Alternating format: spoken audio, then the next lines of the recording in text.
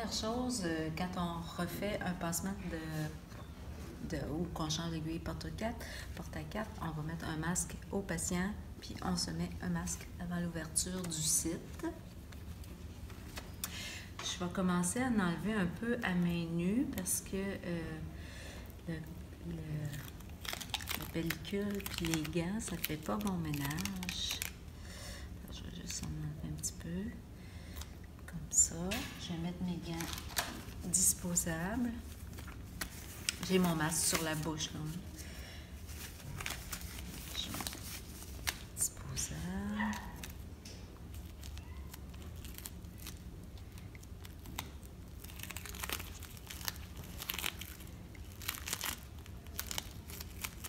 Alors, vous vous souvenez, il faut tenir le petit rectangle contre la peau, puis on va tirer seulement l'aiguille pour recapuchonner, puis pas se piquer avec cette aiguille-là.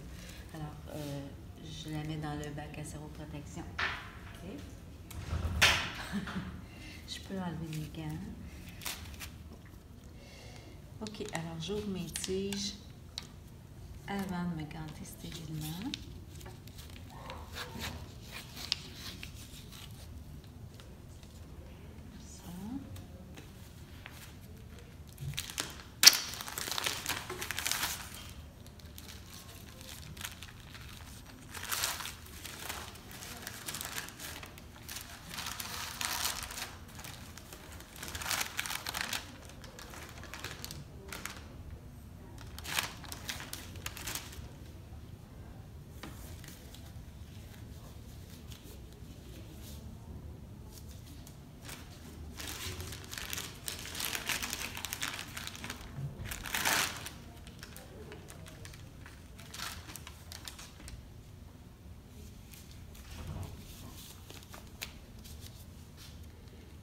OK. Alors, la première désinfection. Alors, je vais commencer en zigzag. Puis, on est supposé de le faire pendant 15 secondes.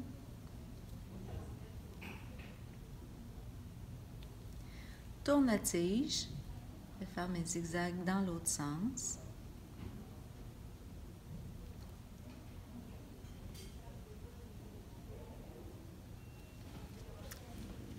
Tige. Je pars de mon porte-à-4, je fais des circulaires, puis je désinfecte environ la grandeur du pansement. Tourne, refais la même chose, circulaire, en agrandissant. Voilà. J'ouvre mon champ stérile. Alors, je vais l'ouvrir. Je sais que je suis à main nue, mais je vais saisir un petit coin.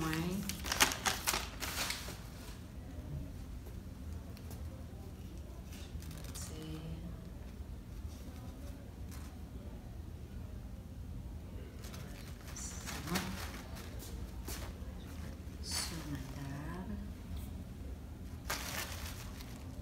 Comme ça. Alors, sur ce champ stérile-là, je vais ouvrir un autre champ stérile qui est un champ troué. Je vais ouvrir des seringues de Posifloche de 10 ml qui sont stériles dans un emballage rigide, contrairement à les Posifloche ordinaires dans un petit sachet comme ça. Donc, il faut bien prendre les stériles.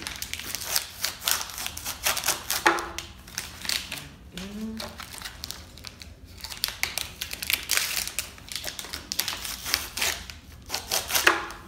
Je vais garder mon emballage pour faire mon vide-d'air d'aiguille porte-à-4.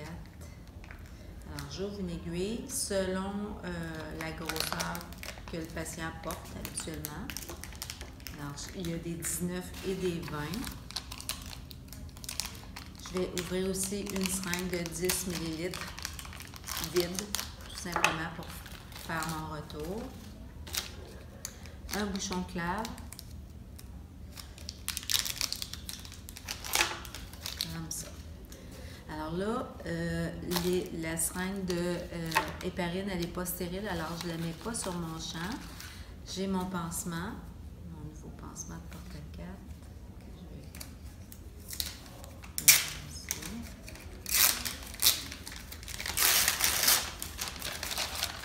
De cette manière. Ok, je pense que j'ai tout. Alors, je vais ouvrir mes glaces stériles.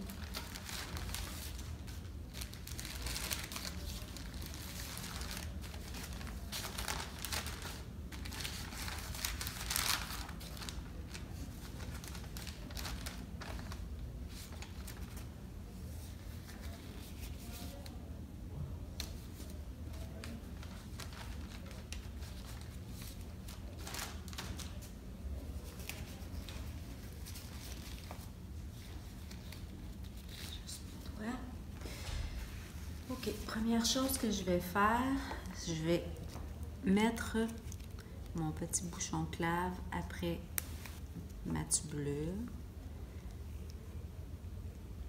comme ça. Puis je vais prendre une des deux Posiflush de NaCl 0.9 pour faire mon vide d'air de tubulure.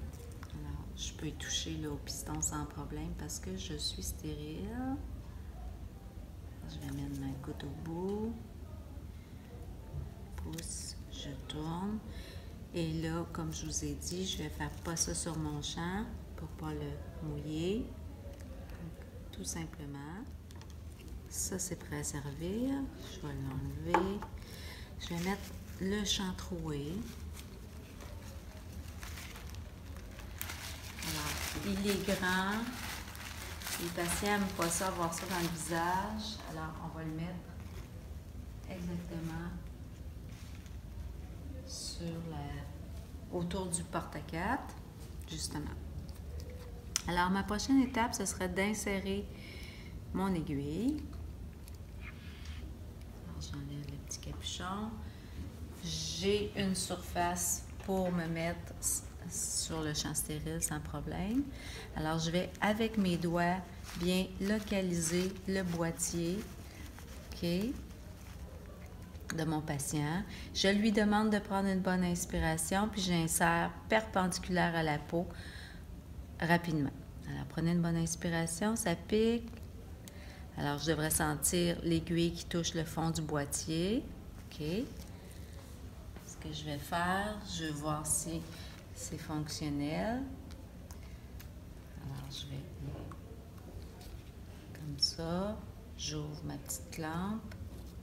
Je vais voir si j'ai un retour. Oh oui, j'ai un beau retour. Je retire 5 ml, donc ce que j'avais mis la dernière fois. Je ferme toujours ma petite lampe entre les manipulations. Alors, cette seringue-là, je pourrais l'acheter à côté. Alors, je vais faire mon irrigation. Alors, mes deux seringues de 10, on va enlever l'air là-dedans. Mes deux seringues de 10. Je suis toujours stérile. Ouvre la petite lampe. OK. On y va par coup saccadé.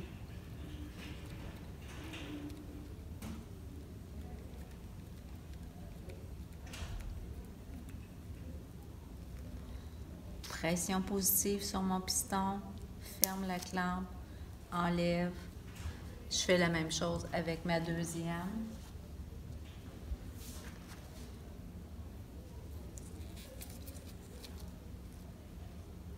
Déclampe. Coup saccadé.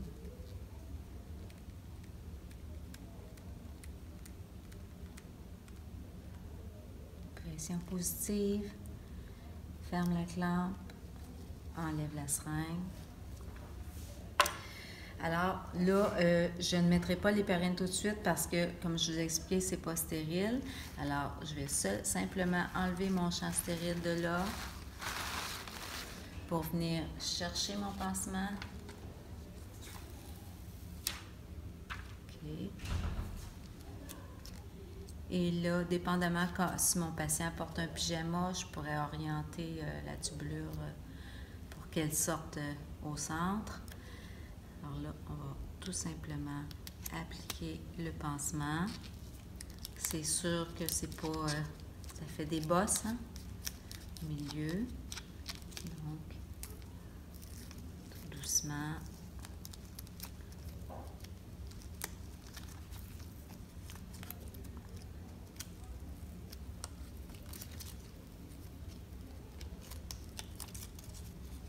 OK. Je vais inscrire... Oh, je vais le faire tantôt. Là, théoriquement, mon site est fermé, alors j'ai plus besoin d'être stérile. Fait que là, c'est là que je vais aller prendre ma seringue d'héparine. Et là, il faut que je prenne la précaution de désinfecter mon clave. OK, juste gérer ma seringue d'héparine. OK. Alors, on désinfecte bien le bout du clave. Je vais venir brancher mon héparine. OK. Même chose, on déclampe, coup saccadé jusqu'à pression positive. On clampe. On enlève notre seringue. Et là, je pourrais finir ce que j'avais commencé, c'est-à-dire mon petit collant. J'inscris ma date du changement d'aiguille. Puis je vais venir la coller sur le côté, tout simplement. Puis pour éviter que mon pansement se soulève là, à chaque fois que je vais tirer sur la tubulure, je peux lui mettre en plus un diachylon micropore qui va empêcher mon pansement de se soulever pour qu'il reste vraiment intact pendant 7 jours. Alors, je contourne bien ma tubulure. Comme ça. Un petit peu long, là. Alors, ce qui fait que ça va tirer ça plutôt que décoller le pansement. J'enlève mes gants. Je peux enlever le masque au patient puis enlever le mien.